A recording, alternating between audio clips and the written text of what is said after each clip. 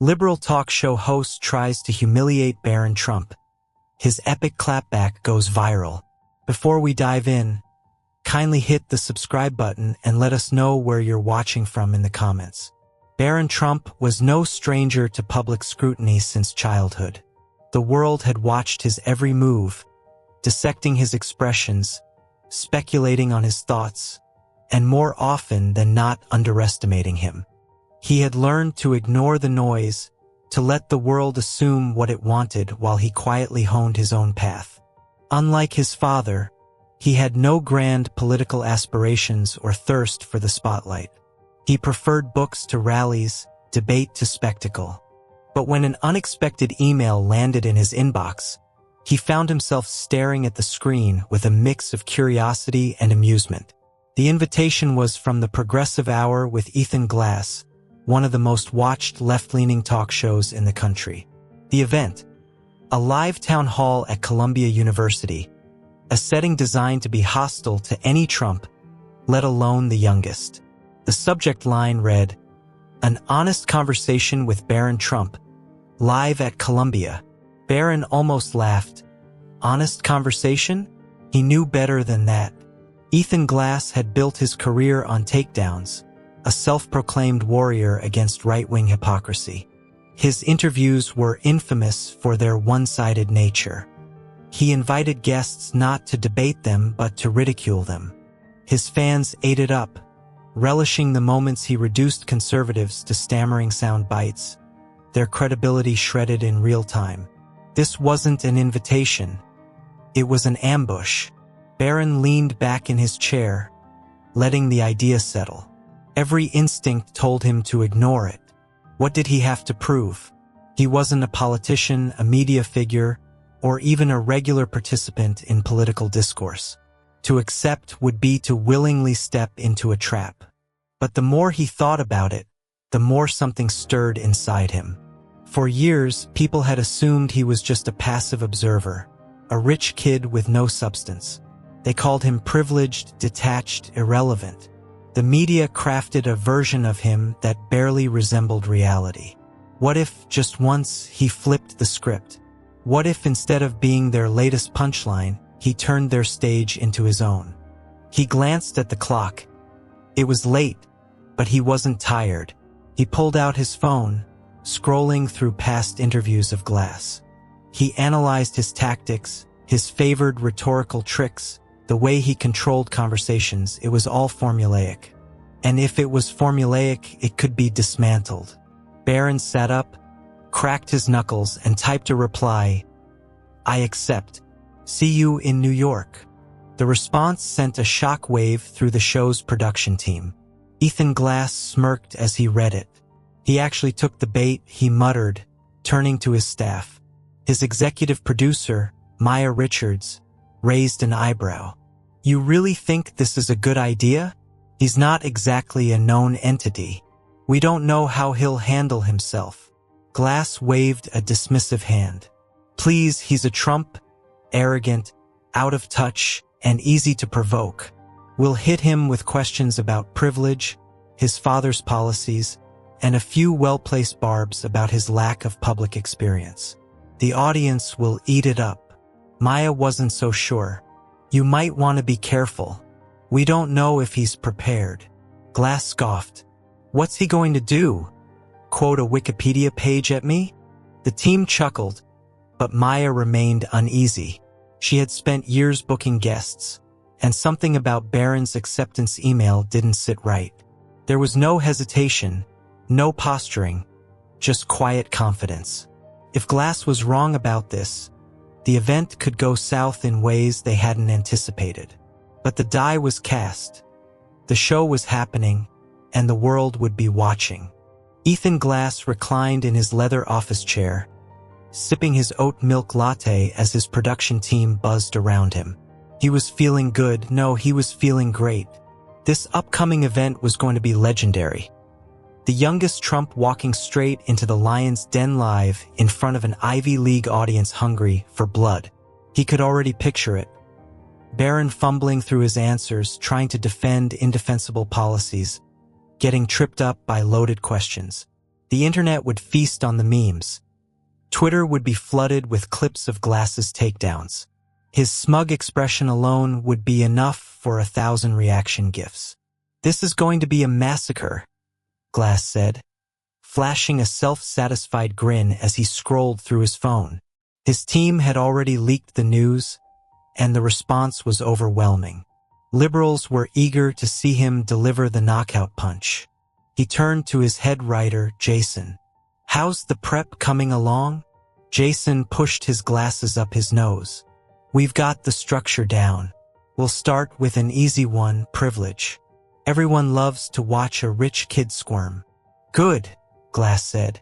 "Hit him hard right out the gate. Then we'll move to his father's legacy, policies, scandals. Anything that forces him to defend the indefensible." Jason continued. "From there, we pile on. Got a question lined up about nepotism, one about January 6th, and if things get slow, we'll throw in a zinger about Melania." Glass smirked.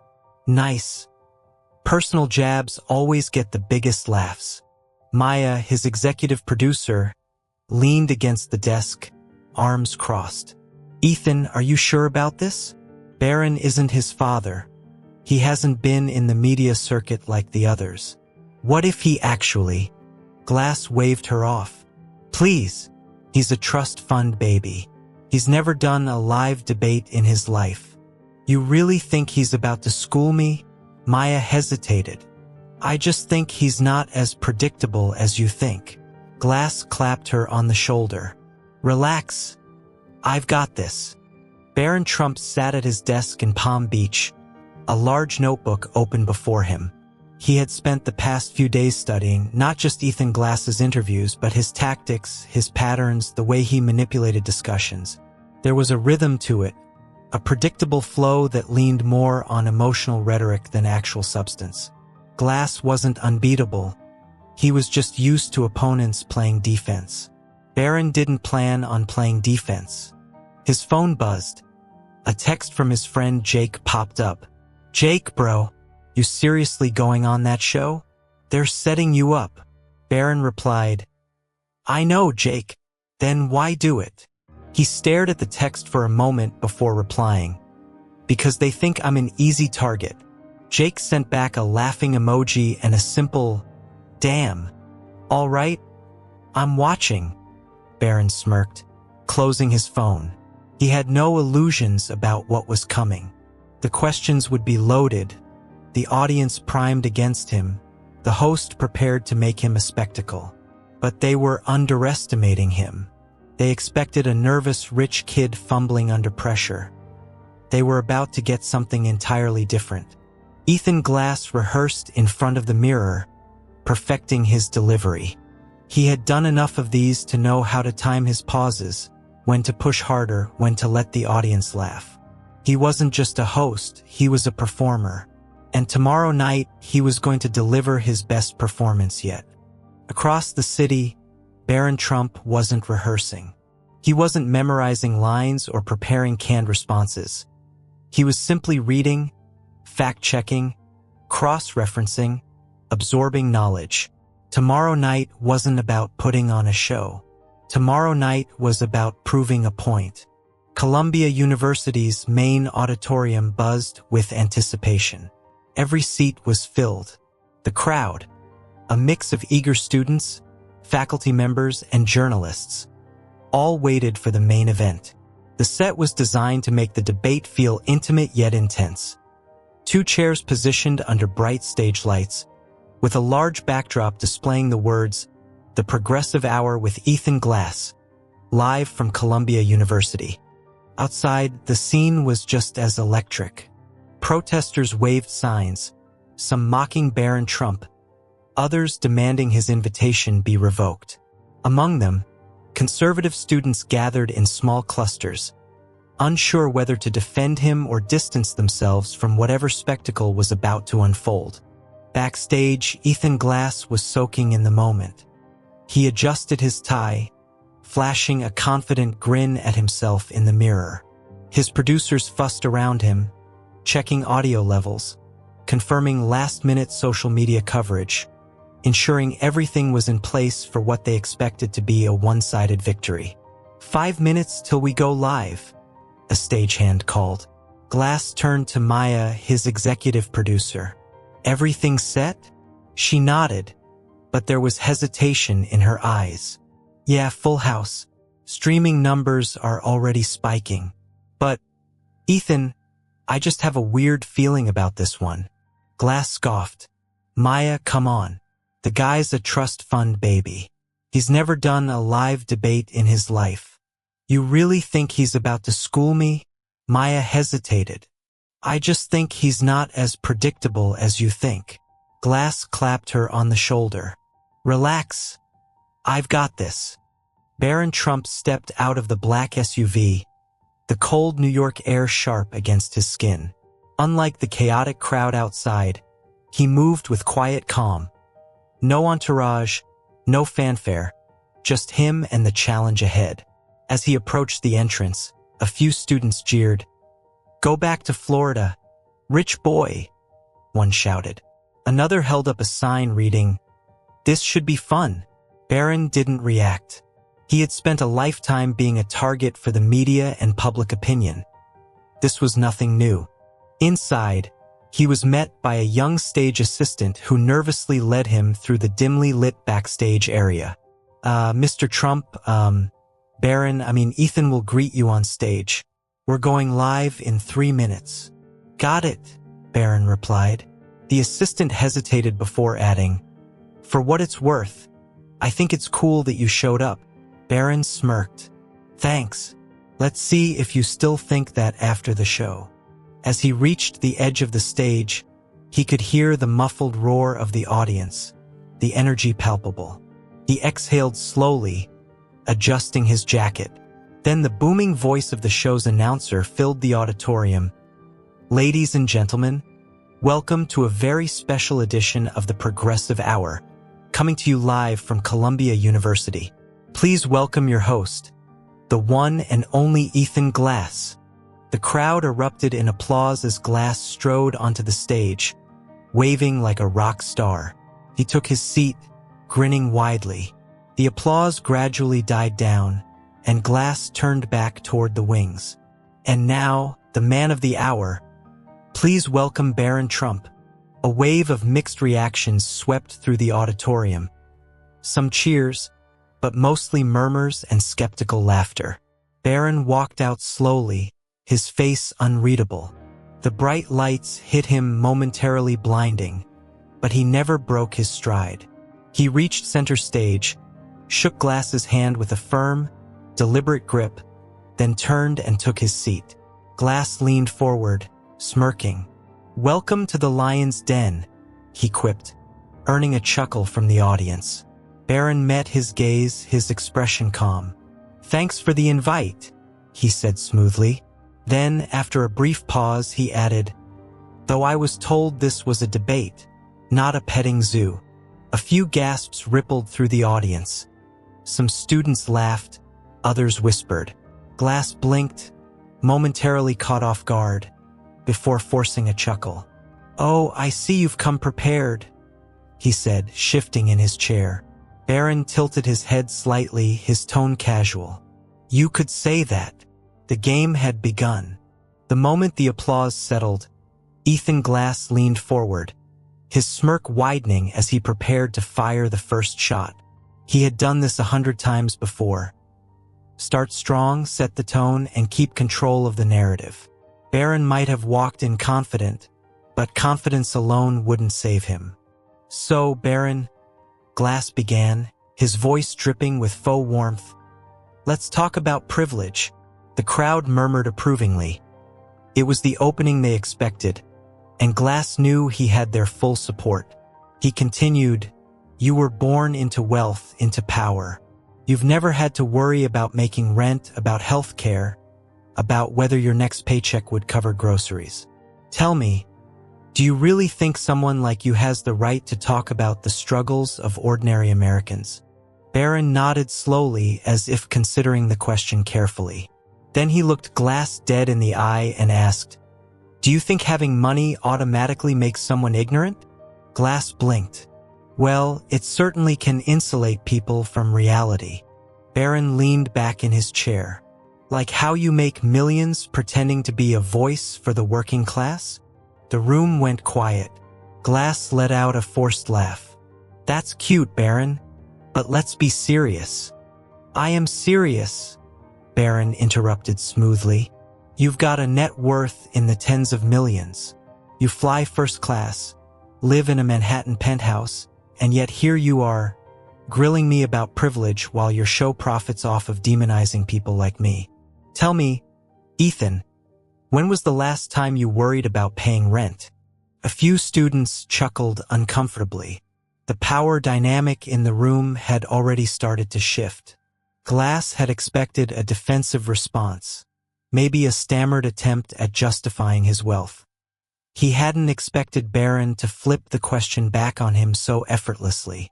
Glass cleared his throat. I'm not the one here defending conservative policies that harm everyday people. Barron arched an eyebrow. Neither am I. But you're assuming I represent all conservative policies. That's lazy. He gestured toward the audience. And by the way, I find it interesting that a room full of Ivy League students, most of whom pay $70,000 a year in tuition, are sitting here pretending they aren't privileged. More murmurs, more shifting in seats. Glass narrowed his eyes. So what you're saying is privilege doesn't exist? Of course it exists, Barron replied. But your argument is that my privilege somehow invalidates my opinions. Should we apply that same standard to every rich liberal? Should we assume every Democrat in Congress who owns a private jet is out of touch with the working class? Glass opened his mouth, but Barron wasn't finished. He leaned forward slightly, his voice calm but firm. Privilege isn't about politics, Ethan. It's about what you do with your opportunities. My question to you is, if privilege disqualifies someone from having an opinion, then why are you allowed to sit here and tell everyone how the ordinary American feels? Even the most diehard progressives in the room had to admit it was a damn good point. Glass shifted uncomfortably but couldn't let Barron dictate the conversation. He forced another chuckle. All right, I'll give you that one, but let's move on. Let's talk about your father's presidency. Barron smiled. Sure, let's. The battle was just getting started. Ethan Glass exhaled, trying to regain control of the conversation. He had expected Barron Trump to be defensive, maybe even flustered. Instead, the young man was calm, confident, and, worst of all, witty. That last part was the most dangerous. In a debate, confidence could be shaken, facts could be twisted, but humor could turn a hostile crowd into an entertained one, and an entertained audience was a dangerous thing. All right, so you've got jokes, Glass said, forcing a smirk. But let's get serious. Your father's administration. Oh, I am serious, Barron interrupted, his voice cool and collected. He leaned back slightly, letting his words hang in the air for just the right amount of time before adding. But I get it. Humor makes things easier to digest. Want me to slow down? The crowd laughed. Glass's expression flickered with annoyance, but he masked it quickly. Cute, he said, tapping his fingers against his chair. But let's talk about something you can't joke your way out of, your father's policies. The Trump administration rolled back environmental regulations, cut taxes for the rich. Barron held up a hand. Hold on. You're going to list policies from 4 years in office and pretend they all happened in a vacuum. He smirked. Okay, let's play that game. Want to talk about tax cuts? Sure. How about the fact that they benefited the middle class too? Or the fact that the economy saw record low unemployment rates before the pandemic hit? Glass scoffed. Right, because trickle-down economics totally works. Never said it did, Barron shot back. But let's not pretend that a booming economy is a bad thing or that every tax cut is some evil scheme. Unless, of course, you'd like to discuss why blue states like the one we're in right now give massive tax breaks to corporations but still claim to fight for equity. More murmurs, a few students even clapped. Glass clenched his jaw. Okay, but deregulating environmental protections. Ah, I love this argument, Barron interrupted with a grin. Tell me, Ethan, what's the United States global ranking in carbon emissions? Glass frowned. We're high, but not the highest. Barron corrected him. China is by a lot. So why aren't we having a conversation about holding China accountable instead of pretending that America is the sole villain? Glass hesitated, then shot back. Because we should lead by example. Fair enough, Barron nodded. But are we leading by example if we hamstring American industries with regulations while China builds more coal plants than the rest of the world combined? Barron smiled, tilting his head. I mean, just asking. Laughter. Applause. Ethan Glass shifted in his seat, realizing the conversation had slipped from his grasp. The audience wasn't supposed to like Barron. He was supposed to be flailing defensive. Instead, he was setting the pace, dictating the rhythm of the debate. Glass knew he had to switch gears fast, so he said, clearing his throat, let's talk about something that really matters to this generation. Let's talk about social justice. Barron nodded. Great topic. Glass grinned. Then let's start here. How does someone from your background claim to understand the struggles of marginalized communities? Barron chuckled. You're too privileged to have an opinion argument again. Glass folded his arms. It's a fair question. Barron tapped his chin thoughtfully, then looked directly at Glass. Ethan, do you know what one of the worst things you can do to marginalized communities is? Glass raised an eyebrow. I'm listening. Barron continued. Treat them like they have no agency, Barron said. Like they're helpless without you. A wealthy media personality fighting on their behalf. Tell me, do you think a single mom working 2 jobs wants a Twitter activist speaking for her? Or does she just want lower grocery prices, safer streets, and a decent school for her kid? The audience clapped. Glass's face twitched. He needed to stop this now. So you don't believe in systemic racism? Barron sighed. Of course I do, but I also believe in common sense. If we keep saying America is the most racist country on earth, why are millions of immigrants of every race desperate to come here? Either America is not the hellscape you describe, or people are fleeing even worse places for a reason. More applause. Even some of the students who had come to mock him were nodding. Glass's confidence cracked. He was losing the audience. Barron smirked. So, Ethan, wanna really get serious? Glass swallowed. He wasn't sure anymore. Ethan Glass clenched his jaw, feeling the control of the conversation slipping away. This wasn't how things were supposed to go. Barron Trump was meant to be an easy target, a privileged rich kid with no real knowledge of the topics being discussed. Instead, he was poised, articulate, and worst of all, he had the audience thinking that was unacceptable. Glass leaned forward, determination flashing in his eyes. If humor and rhetorical jabs weren't enough to derail Barron, then it was time to turn to the weapon that had always worked against conservatives. Rapid-fire fact-checking. All right, Glass said, his smirk returning. Since you're clearly enjoying yourself, let's put your knowledge to the test. I'm going to hit you with some facts, and let's see if you can actually back up what you're saying.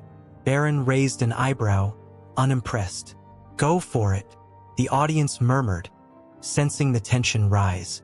Glass's fans leaned in, waiting for the moment Barron would finally crack under pressure. Glass cleared his throat. Let's start with something simple. Under your father's administration, the national deficit skyrocketed. The federal debt increased by nearly $7.8 trillion in 4 years. So tell me, how do you defend a president who claimed to be fiscally responsible but left office with record-breaking national debt? Barron smiled as if he had been waiting for that question. Yes, the deficit argument, great talking point. But let's add some context, shall we? Glass blinked. Context? Barron nodded. You're absolutely right that the national debt increased under my father's administration, but you conveniently left out why. Let's start with the obvious. COVID-19. When a global pandemic shuts down the economy, tax revenue drops, and government spending skyrockets. That's not unique to Trump. It's a reality for any leader during a crisis. He adjusted in his seat. But here's the real kicker, Ethan. The two largest spikes in the deficit came from bipartisan stimulus packages, the CARES Act and the American Rescue Plan. And guess what? Democrats in Congress pushed for even more spending. So if you're going to criticize my father for the deficit, are you also willing to criticize your own party for passing those trillion-dollar bills? Glass's mouth opened slightly, but Barron wasn't done. Also, fun fact, Barack Obama doubled the national debt during his presidency, and Joe Biden is on track to outspend both of them. So tell me, Ethan, if deficit spending is such a moral failure, why do Democrats keep doing it too? The audience applauded. Glass looked visibly irritated. This wasn't the plan. Fine, he said quickly, moving on. Let's talk climate change. Barron smirked. Let's. Glass straightened his papers. Your father pulled out of the Paris Climate Agreement, rolling back years of environmental progress. How do you justify that? Barron's response was immediate. Because the Paris Climate Agreement was a bad deal for America. Glass scoffed. A bad deal? Are you serious? Completely, Barron replied. The agreement forced the U.S. to commit to expensive regulations while letting China and India, the biggest polluters, off the hook. They weren't required to cut emissions at the same rate. Meanwhile, America was already lowering emissions without the agreement. In fact, U.S. carbon emissions dropped more under Trump than under Obama. More murmurs in the crowd. Some students checked their phones, fact-checking in real time, and sure enough, Barron was right. Glass hurried to his next topic, frustration creeping into his voice. All right, let's talk minimum wage. Conservatives always push back against raising it, claiming it kills jobs, but study after study shows that higher wages help workers. Why should a single mom working full-time still be in poverty? Barron exhaled, shaking his head. Ethan, do you really want to have the minimum wage debate? Glass crossed his arms. Go ahead. Barron leaned forward slightly, his voice calm and measured. Raising the minimum wage sounds great until you realize it comes with consequences.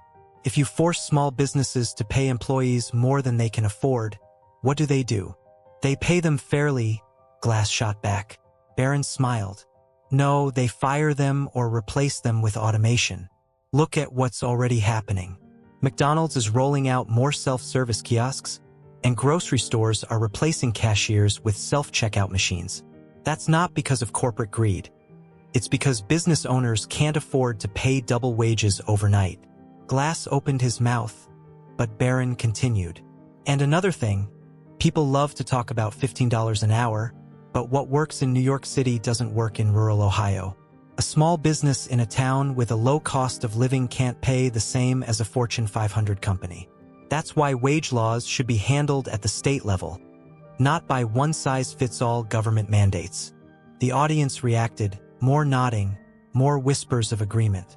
Glass was visibly frustrated now. Barron wasn't just countering his points, he was winning over the room. Glass sighed, shaking his head. All right, you've clearly rehearsed. Barron smirked. No, I've just actually thought about these things. The audience erupted in applause. Glass clenched his jaw. He wasn't going to let Barron steal the show. There was one last weapon left in his arsenal, personal attacks. He straightened his papers, a glint of satisfaction returning to his eyes. Okay, Barron, he said, his voice dripping with false politeness. Let's move on from politics for a second. Let's talk about you.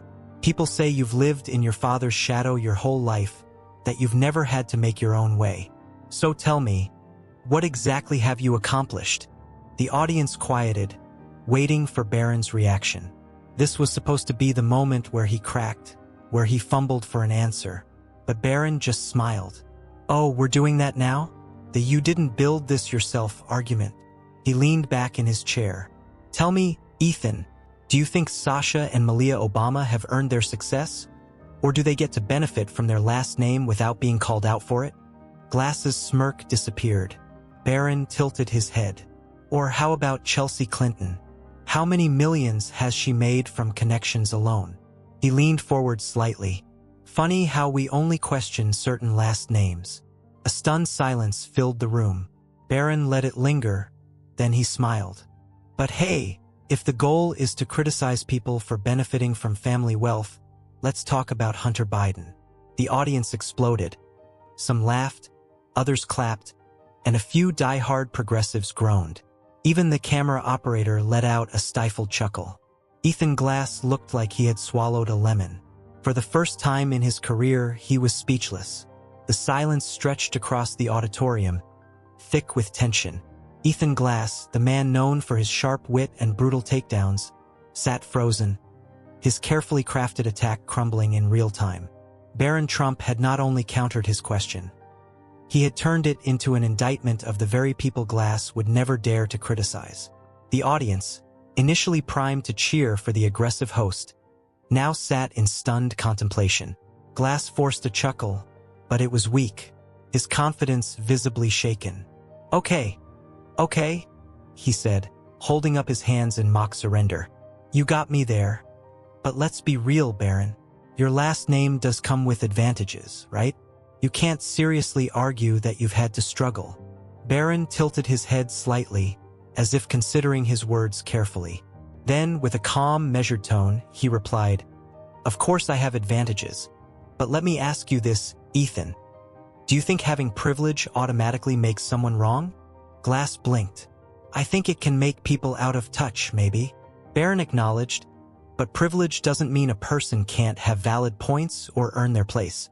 If that were the case, we'd have to discredit every legacy journalist, every politician's child, every Hollywood star with a famous last name. He gestured toward the audience. Let's be honest. Half the people at Columbia got here because of family connections, money, or private tutors. Should we dismiss all their opinions too? Murmurs rippled through the crowd. Some students shifted uncomfortably in their seats. Glass opened his mouth, but Barron continued. Here's the real problem, Barron said, leaning forward slightly. You don't actually care about privilege. You only care about who has it. If my last name were Kennedy or Obama, we wouldn't be having this conversation. But because it's Trump, suddenly my existence is an issue. The auditorium erupted. Some students clapped enthusiastically while others groaned, clearly uncomfortable with how the conversation had turned. Glass, meanwhile, clenched his jaw. He needed to regain control, but Barron wasn't giving him the chance. The host's frustration bubbled over. All right, Barron, since you're so keen on flipping the script, let's talk about something else. Your father's impact on democracy. Barron smirked. Here we go. Let's not pretend January 6th didn't happen, Glass continued, his confidence returning now that they had reached a subject he was comfortable attacking. Your father spread election lies that led to an insurrection. How do you defend that? Barron's expression didn't change. He had expected this. First of all, let's be clear. Anyone who committed violence that day deserves to be held accountable. No one is arguing otherwise. But let's talk about framing. Ethan Glass raised an eyebrow. Framing, yes, Barron said. Because if we're going to have an honest discussion about riots and political violence, then let's talk about the entire picture. Why is it that the media called January 6th an insurrection, but the 2020 riots, where federal buildings were burned, businesses were looted, and entire city blocks were taken over, were just mostly peaceful protests? Some students groaned, but others nodded. The summer of 2020 had been chaotic, and Barron had just touched on a reality that many in the room had witnessed firsthand. Glass's jaw tightened. That's a false equivalency. No, it's not, Barron interrupted. 6 is violence. If storming the Capitol is an attack on democracy, then so is trying to burn down a courthouse in Portland. But for some reason, one gets 24/7 media coverage while the other gets buried. Wonder why that is. More murmurs. Glass sat back, visibly rattled. He had lost the momentum again. Barron let out a small sigh. Look, Ethan, I get it. You have a job to do. But if we're going to talk about threats to democracy, let's be consistent. Political violence is wrong, period, whether it comes from the left or the right. Even some of the progressive students who had walked into the auditorium ready to laugh Barron off the stage were now watching him with newfound respect. Glass shifted in his seat. He wasn't used to this. He was the one who dictated the direction of these conversations, not his guests. He needed to change tactics, and fast. He glanced toward the camera. This was live, which meant damage control would have to come after the fact. But right now, he needed something to bring the audience back to his side. Glass forced a chuckle. "Well, Barron, you certainly came ready to debate." Barron smirked. "What? You thought I was just going to sit here and take the hits?" More laughter, more murmurs. Glass took a deep breath. He had been in tough interviews before, but this was different. His usual strategy, corner the guest, push emotional talking points, get the audience on his side, wasn't working. Barron wasn't just deflecting. He was controlling the conversation. The host made a mental note: never underestimate a Trump. As the event wrapped up, Glass quickly pivoted into closing remarks, eager to cut his losses. "Well, I think we've all had quite the discussion tonight," he said, smiling through his irritation. "Barron, I'll give you credit. You know how to handle yourself." Barron returned the smile. "Appreciate it." As the cameras cut and the lights dimmed, the noise from the audience intensified. Some students rushed to discuss what they had just witnessed, while others hurried to pull up Twitter, already seeing clips of the event going viral. Within minutes, the first headlines hit social media. Barron Trump stuns liberal host in live debate. Ethan Glass gets a taste of his own medicine. Columbia town hall backfires on host. Barron Trump dominates. Clips of the debate flooded Twitter, TikTok, and Instagram. One particular moment, the Hunter Biden jab, became an instant meme. Glass stormed backstage, frustrated beyond belief. "That did not go the way it was supposed to," he muttered under his breath. Maya, his executive producer, exhaled. "Told you." Glass shot her a glare. Meanwhile, Barron Trump calmly walked toward the exit, phone buzzing non-stop with notifications. He had done exactly what he came here to do, and the internet was watching. The moment Barron Trump stepped off the stage, he could feel the shift in energy. The debate hadn't gone the way anyone had expected. The murmurs among the audience were no longer mocking. They were contemplative. Even those who had come to see him humiliated were now glancing at each other with uncertain expressions, as if questioning everything they had assumed before the event. Barron's phone vibrated in his pocket. The debate had barely ended, but notifications were already rolling in at an overwhelming pace. He didn't need to check Twitter to know what was happening. The internet was about to explode. He walked through the backstage area, his mind still sharp from the verbal sparring, but his demeanor relaxed. A few production assistants cast sideways glances at him, their faces a mix of surprise and begrudging respect. They had expected to see him walk out humiliated. Instead, he was the only one who looked unfazed. "Mr. Trump," he turned to see Maya, Ethan Glass's executive producer, approaching him. Unlike her host, she didn't look irritated. She looked impressed. "That was..." She hesitated, then shook her head. "That was something." Barron smirked. "Not what you expected?" She crossed her arms. "Let's just say I've never seen Ethan lose control of a conversation like that." Barron shrugged. Maybe he was too used to people playing defense. Maya exhaled. "Yeah, well, I don't know if that was the outcome he wanted. But I'll tell you this, your segment is already trending." She held up her phone, showing him a stream of notifications. Clips of the debate are everywhere. Some already have over 1 million views. Barron nodded. "Figures." Maya studied him for a moment. "You really don't seem surprised." "I'm not." She tilted her head. "You came prepared. Way more than we expected." Barron smiled. "That's because I knew what I was walking into. You guys thought this was a setup. I saw it as an opportunity." Maya smirked, shaking her head. "Well, congratulations. You just pulled off something no one else has. Making Ethan Glass look completely out of his depth, Barron chuckled. Guess we'll see how he spins it. Meanwhile, in Ethan Glass's dressing room, the atmosphere was tense. He had locked the door, ignoring the knocks of assistants who wanted to check on him. He sat at the vanity mirror, running a hand through his hair as his phone buzzed nonstop. Everywhere he looked, the headlines were wrong. Barron Trump humiliates progressive host Ethan Glass. Loses debate in spectacular fashion. Columbia crowd shocked as Barron Trump dominates town hall. Twitter was an absolute war zone. His usual fan base was struggling to do damage control, desperately trying to claim that Barron had deflected or dodged questions. But anyone who had actually watched the event knew the truth. Barron hadn't dodged, he had conquered.